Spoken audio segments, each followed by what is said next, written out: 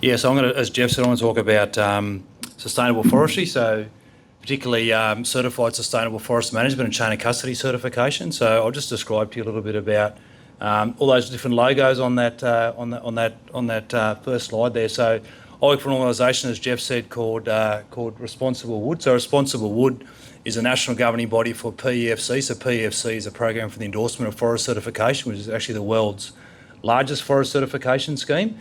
And I'll explain to you a bit about how sustainable forest management and also chain of custody certification works in a minute. So we work very closely with the Green Building Council of Australia under their Green Star rating program. So Responsible Wood is also a standards development organisation. So we're actually accredited by Standards Australia to write and develop standards. So our standards for sustainable forest management and chain of custody certification are actually Australian standards. And there's been a bit of talk today about greenwashing. So greenwashing has been mentioned a bit today. So the Responsible Wood trademarks, the organisation that I work for, it's actually a registered and accredited trademark, a licensed trademark, I should say, with the ACCC, the Australian Competition and Consumer Commission. So the ACCC is the organisation that actually investigates claims of greenwashing. So if anyone claims that Responsible Wood's involved in greenwashing, we're actually accredited by the ACCC, so we're absolutely not involved in greenwashing. So just the way that it works. So the way that it works is that we have two standards. So as I said before, we're a standards development organisation, licensed by Standards Australia to write and develop standards. We write two standards. So we've got one standard for sustainable forest management. So the sustainable forest management standard, that's for the forest managers and the forest growers. So in Australia and New Zealand, we actually have about 17 million hectares of forest certified in Australia and New Zealand. So we're actually the largest forest certification scheme in the Southern Hemisphere. And those photos up the top there, those four photos at the top there, you can quite clearly see there's trees in the background there. Those photos are all taken in forests that have been sustainably harvested over a period of time. So forest wood products have been removed from those forests, but as you can quite clearly see, the trees have regrown and regenerated. So number one, the forest manager must demonstrate that there's no deforestation taking place, that the trees do regrow and regenerate after the trees have been cut down. But not only that, the sustainable forest manager has to demonstrate that they're aligning with the United Nations Sustainable Development Goals. So, for example, they've got to demonstrate that they're treating their workers fairly, that the forests provide a livelihood to local communities as well. So that's also very important. There's actually 17 goals as a part of the United Nations Sustainable Development Goals. So that's our sustainable forest management standard. So number one, it ensures that the forests do regrow and regenerate. There's no deforestation taking place.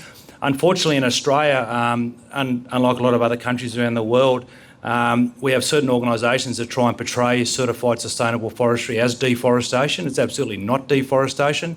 Deforestation is where there's a land use change, so where a forest is cleared for some other land use like urban expansion or agriculture.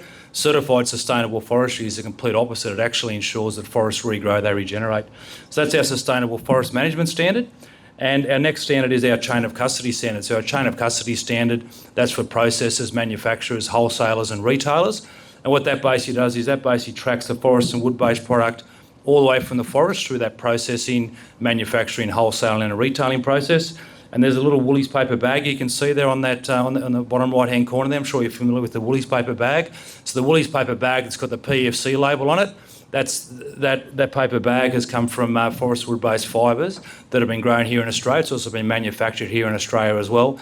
And I was quite delighted before when Brad got up and spoke, so I've got a little bit of a prop here. It's a bit of an unexpected prop. I normally take props with me sometimes, but so Brad, who spoke earlier from Transmutation, actually has this cardboard box. I'm giving you a bit of a sales pitch here, Brad, so you might give me a bit of a commission here, mate. But so these bar chairs come in a cardboard box. That's actually got my company's logo on it. So that's got the PFC logo on it. This cardboard box was sourced from fibre that comes from trees that were grown here in Australia. It's also manufactured here in Australia as well. So supporting Australian grown forests and also Australian manufacturing. So great to see, Brad. Well done. So just very quickly, I'm probably going a bit over time here, but it's not a very well-known fact, but Australia is actually the sixth most forested country in the world. We actually have about 134 million hectares of forest. It's interesting when I go overseas and people think Australia is this great big desert, but we're actually the seventh most forested country in the world. So just very quickly, we actually have two sort of general forest types that get talked about a bit. So there's the native or the natural forests up in the top right-hand corner there. These are all photos taken of forests that are certified by Responsible Wood. So these forests have all been harvested at some stage.